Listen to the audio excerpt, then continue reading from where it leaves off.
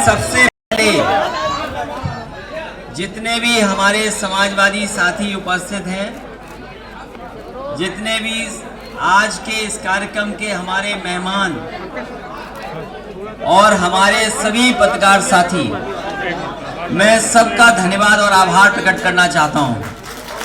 और साथ ही साथ मैं आप सबसे ये भी निवेदन करना चाहता हूं कि अगर आप हमारा और प्रेस के साथियों को सुनना चाहते हैं तो आपको थोड़ा सा हम सबका सहयोग करना पड़ेगा।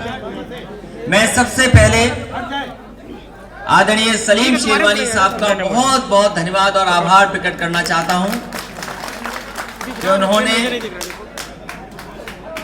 यहां बुला करके बहुत महत्वपूर्ण लोगों से मुलाकात कराई, साथ ही साथ लगातार समाज में या जो देश में हालात हैं उन हालातों को कैसे सुधारा जाए, उसके लिए बहुत सारे प्रतिष्ठित लोगों से भी मुझे घर में मिलने का मौका मिला है। वहीं वो जो राजनीति का रास्ता है, जो आज के समय पर भारतीय जनता पार्टी ने राजनीति का रास्ता बनाया है, उस रास्ते से न देश का भला है, न प्रदेश का भला है, न समाज का भला है।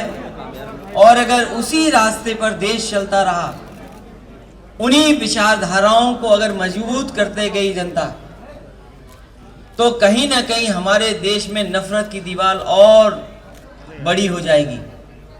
झूठ फैलाया जा रहा है और कैसे हर दिन नया मुद्दा बना दें अपने प्रोपेगेंडा के माध्यम से, उन तमाम चीजों से मुकाबला करना। इसलिए जो बहुत सारे बड़ी संख्या में अतिथि आए हैं, क्योंकि मैं कुछ ही लोगों के नाम पढ़ सकता हूं, मनोज पांडे जी, विनय पांडे जी, बब्बन दुबे जी, प्रभाकर शर्मा जी, रुद्र ओझा जी, साथ ही साथ समाजवादी पार्टी के जिलाध्यक्ष और महानगर अध्यक्ष, संगठन के सभी पदाधिकारी, यहाँ पर उपस्थित बहुत सारे जिम्मेदार, पुराने हमारे महानगर के अध्यक्ष भी बैठे हैं, दो तमाम पदाधिकारी हैं।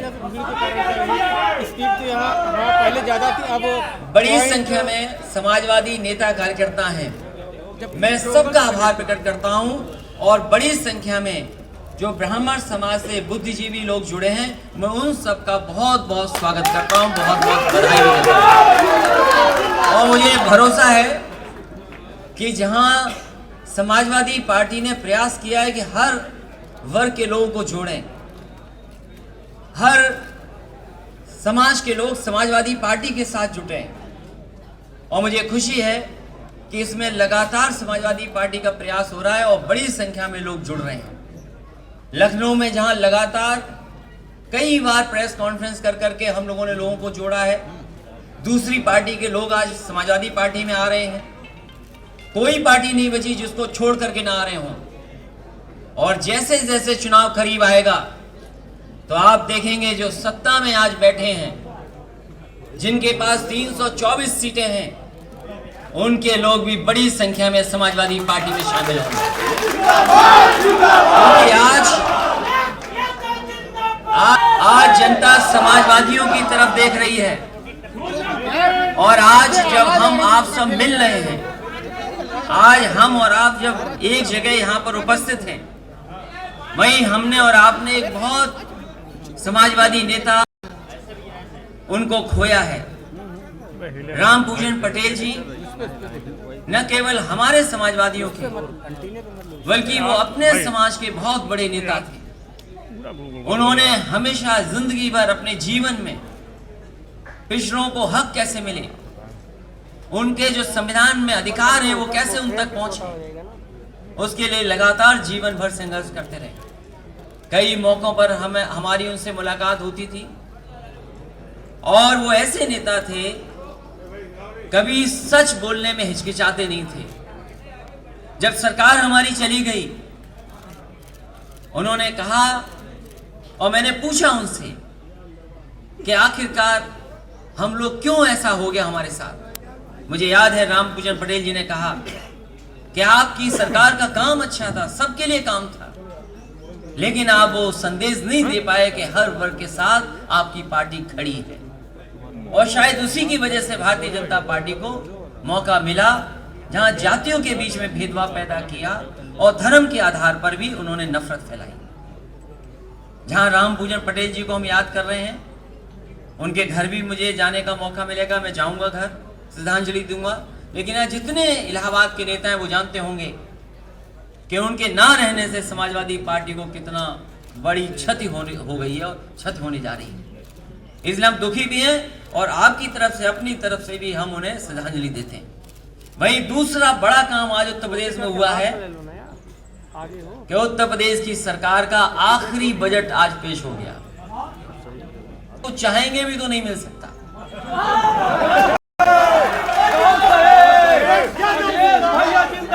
क्योंकि जो कुछ सोचा था, जो कुछ उन्होंने जनता में फैलाया था, बताया था, अब वो सब का समाप्त हो गया, कुछ बचा नहीं उनके पास। और हम और आप लोग यही तो कहते हैं, क्योंकि ये 5वां बजट था इनका, अब कोई बजट नहीं आएगा। और जिस सरकार का 5वां बजट आ गया हो तो हमें तो वही कहावत याद आ रही है पुरानी, जो आप सब जानते हो, खेल खत्म और पैसा हजम। ये बहुत पुरानी कहावत है कि खेल खत्म और पैसा हजम। और कैसे हजम किया है भारतीय जनता पार्टी ने पैसा, वो हम और आप लोग समझ नहीं पा रहे, हम और आप नहीं समझ पा रहे। और जिस तरह के कानून लाए जा रहे हैं, हमें तो उम्मीद थी और पूरे उत्तर प्रदेश की जनता को उम्मीद थी इस बात की कि ये जो बजट आएगा इसमें कहीं ना कहीं गरीब के लिए, किसान के लिए राहत पहुंचेगी। लेकिन गरीब को वही मिला धोखा जो भारतीय जनता पार्टी पहले दिन से धोखा देती आई है। और हमारे किसान भाई ये जान लें, ये भारतीय जनता पार्टी जब से आई है, ये हमारी आपकी नहीं है। भारतीय जनता पार्टी हमारे आपके लिए फैसला नहीं ले रही, ये केवल फैसला ले रही है उद्योगपतियों के लिए। ये तो दो चार नाम है जो हम और आप जानते हैं, लेकिन न जाने कितने छिपे हुए ऐसे नाम हैं जिनको सीधा सीधा लाभ पहुंचाया जा रहा है। 3 कानून जो आ गए हैं, केवल हम समाजवादी लोग विरोध नहीं कर रहे हैं, पूरे देश के किसान विरोध कर रहे हैं। और हम तो भारतीय जनता पार्टी से जानना चाहते हैं, जो कानून अगर किसान के लिए आप लाए हो और अगर किसान उन कानून को नहीं चाहते हैं, तो क्या जबरदस्ती है कि उनके ऊपर ऐसे कानून थोपे जाएं। और अगर हम पॉलिटिकल लोग उन बातों को उठाएं, कानूनों को, तो कहते हैं ये लोग राजनीति कर रहे हैं इसमें। मैं उन भारतीय जनता पार्टी के लोगों से कहना चाहता हूं, ये जितने समाजवादी हैं यहां पर, ये सब किसान हैं, सब पे खेती है। कोई ऐसा हो जो बता दे जिसके पास खेत ना हो, कोई बता दे हमें। यहाँ समाजवादी जो लाल टोपी लगा के खड़े, हमारे पाल साहब, बताओ आप पे खेत है कि नहीं है? कितने बीघा है आपके पास खेत? हमने पूछ लिया तो भूल गए बेचारे। लेकिन ये जितने समाजवादी हैं, अब मुझे नहीं पता कि तुम पे खेती है कि नहीं है, लेकिन जितने खड़े हैं सब पर खेती है। ये सब किसान हैं, समाजवादी तो हैं ही हैं, लेकिन ये सब किसान हैं, ये जानते हैं कि इनकी फसल का किसी को एमएसपी नहीं मिला है।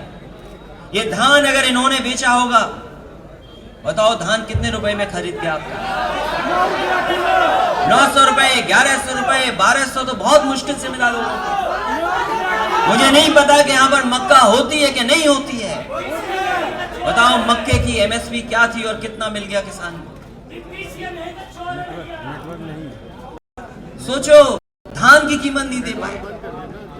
अभी सरसों खड़ी है खेतों में लोगों की, बताओ सरसों पे एमएसपी है, कितने किसानों को मिल गई?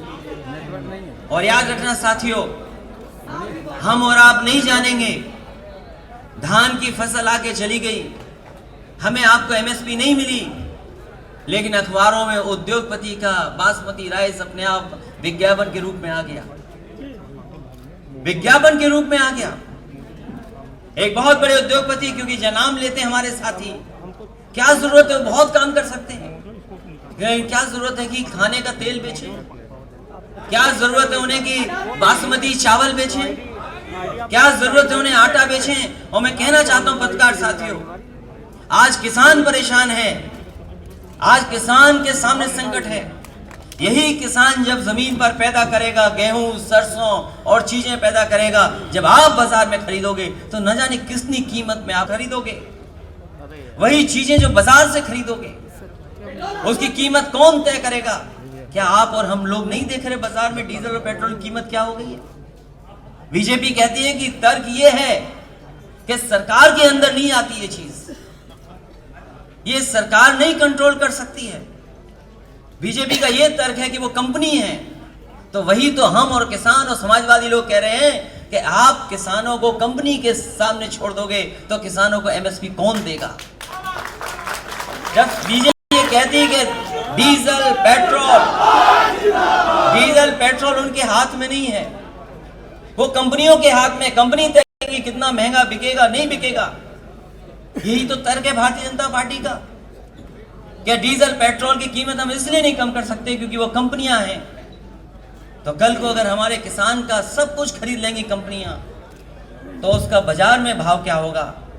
इसलिए बाजार पर किसान को नहीं छोड़ा जा सकता। और इसलिए नहीं छोड़ा जा सकता क्योंकि बाजार तो उठता है बैठता है, कीमतें वहां बाजार तय करती है। हमारे किसान को अगर लाभ कोई पहुंचा सकता है तो सरकार पहुंचा सकती है। जब तक मंडियां नहीं होंगी तब तक हमारे किसानों को लाभ नहीं मिल सकता। और फिर एक सवाल तो इतना सा है कि जो मुनाफा हो रहा है वो जा कहां रहा है डीजल पेट्रोल का? डीजल पेट्रोल का मुनाफा किसके लिए है? मुनाफा किसान के लिए है कि उद्योगपति के लिए है? इसलिए ये सरकार हमारी आपकी नहीं है, ये जनप्रतिनिधि या हम लोगों जैसी नहीं है, वो धन प्रतिनिधि बन गई है सरकार। और फिर दिल्ली वाली सरकार तो बड़ी चीज बेच रही है, दिल्ली वाली सरकार तो बड़ी चीज बेच रही है। बेचने का भी नया शब्द निकाल लिया। लोग डिसइन्वेस्टमेंट कहते थे, अब उसी शब्द को कह रहे हैं मोनेटाइज करने जा रहे हैं। और दिल्ली की सरकार तो बड़ी चीजें बेच रही है, लेकिन हमारे उत्तर प्रदेश के मुख्यमंत्री छोटी सी चीजें बेच दे रहे हैं। अगर बड़ी वहां बिक रही हैं तो छोटी उत्तर प्रदेश में बिक रही हैं। और तर्क यह है कि जब तक प्राइवेट लोग नहीं आएंगे, प्राइवेट कंपनियों का कारोबार नहीं बढ़ेगा, तब तक देश की अर्थव्यवस्था नहीं आगे बढ़ सकती। हम उनसे जानना चाहते हैं कि अगर प्राइवेट कंपनियां आ जाएंगी, सब डिसइन्वेस्ट हो जाएगा, सब मोनेटाइज हो जाएगा, तो संविधान में जो हमें अधिकार मिले हैं, संविधान ने जो हमारे लिए व्यवस्था की है, आखिरकार वो हमें कहां पर मिलेगी जाकर? इसलिए न नौकरी है इनके पास, न काम है, न रोजगार है। न इनके पास न काम है, न नौकरी है, न रोजगार है। और इसलिए नहीं है क्योंकि इन्होंने वो व्यवस्था नहीं बनाई है। और व्यवस्था बनाई होती तो शायद आज हमें नौकरी, रोजगार और काम मिल रहा होता। और याद रखिए जो भारतीय जनता पार्टी के लोग मां गंगा को धोखा दे सकते हैं, वो हमें और आपको कैसे छोड़ेंगे, ये बताओ आप? मां गंगा को धोखा देने वाले लोग हमें आपको नहीं छोड़ेंगे। यही तो दावा किया था कि मां गंगा साफ हो जाएंगी, गंगा साफ हो जाएगी। गंगा साफ नहीं हुई, लेकिन गंगा के लिए लाया हुआ बजट साफ हो गया, वो पता नहीं कहां चला गया। और फिर मैंने सुना है कि बहुत मकानों पे बुलडोजर चल रहे हैं। ये कौन सा कानून है? ये कहां का कानून है? ये कानून कहां का है? और यहां तो इलीगल हर चीज है। कौन सी चीज लीगल है बताओ हमें आप? और फिर अगर घर गिराना हो तो कोई कमी निकाल लो किसी के। ये ऐसी सरकार है जो न कानून की परवाह करती है, न किसी नियम की परवाह करती है, न किसी व्यवस्था की परवाह करती है। केवल ठोको नीति चलाती है। ठोको नीति के अलावा कोई नीति नहीं इनके पास। इसलिए बहुत बड़े पैमाने पे हम लोगों के साथ धोखा हुआ है और जनता के साथ धोखा हुआ है। जितनी भी संस्थाएं थी, चाहे लोक सेवा आयोग हो, चाहे जितनी भी संवैधानिक व्यवस्थाएं हों या जितने भी अपॉइंटमेंट हो, यही तो आरोप हम पे और आप पे लगता था कि एक ही तरह के लोगों को सब अपॉइंटमेंट मिल जाता है। हम उनसे जानना चाहते हैं, सरकार 4 साल से चला रहे हो, 4 साल से सरकार चला रहे हो, किसको मिल रहा है? ओबीसी सबको नहीं मिलेगा क्योंकि सरकार आपकी नहीं है। और ओबीसी वालों नहीं जानते कि जो ओबीसी के उन्हें स्टूल मिलता है।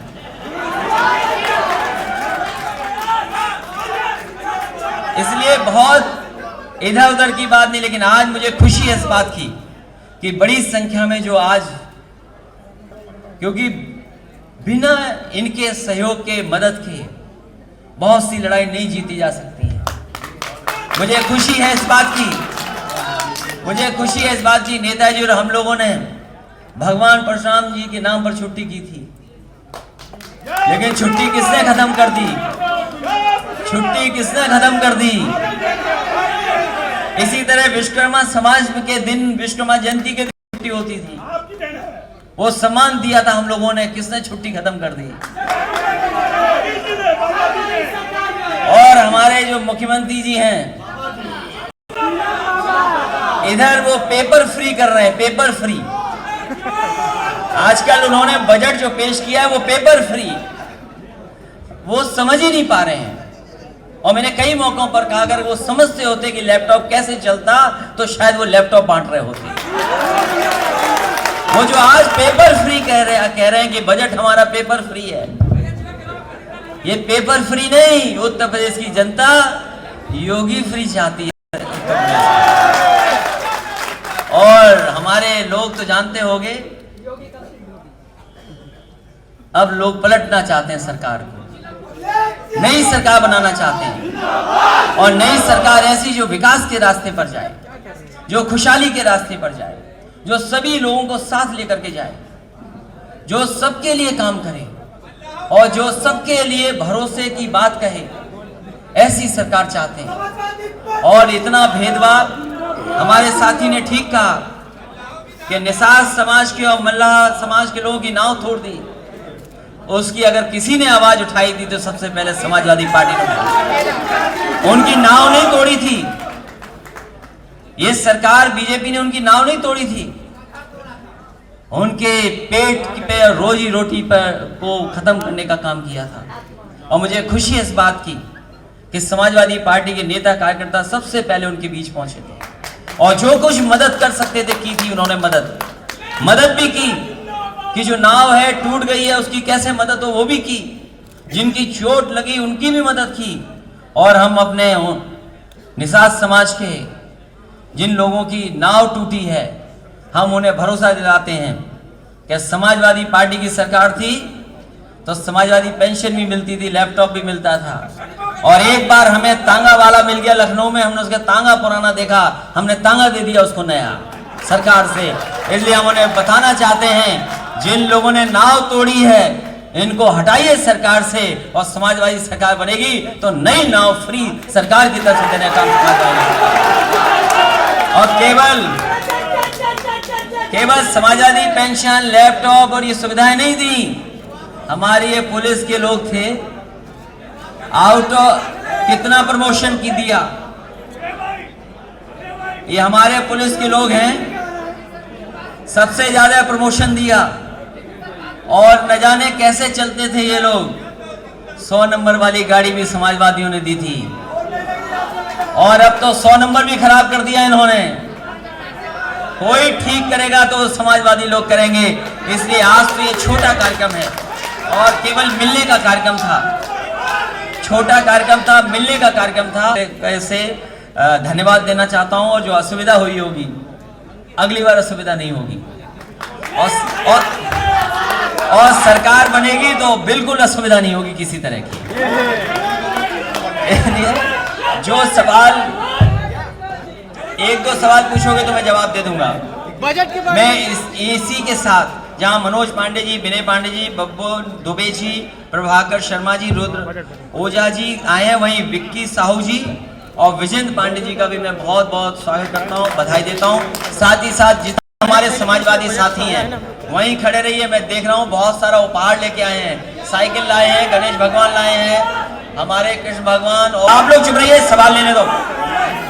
मेरा आपसे यही है कि आप पत्रकार साथी सवाल पूछ रहे हैं तो आप एक मिनट शांत हो जाओ, जिससे उनकी बात भी मुझ तक आ जाए और वो क्या पूछ रहे हैं उसका जवाब भी मिले। बजट आया, जो बजट आया है यूपी के बजट सबसे बड़ा बजट कह रहे हैं। नहीं ठीक है, सबसे बड़ा बजट बता रहे हैं। देखिए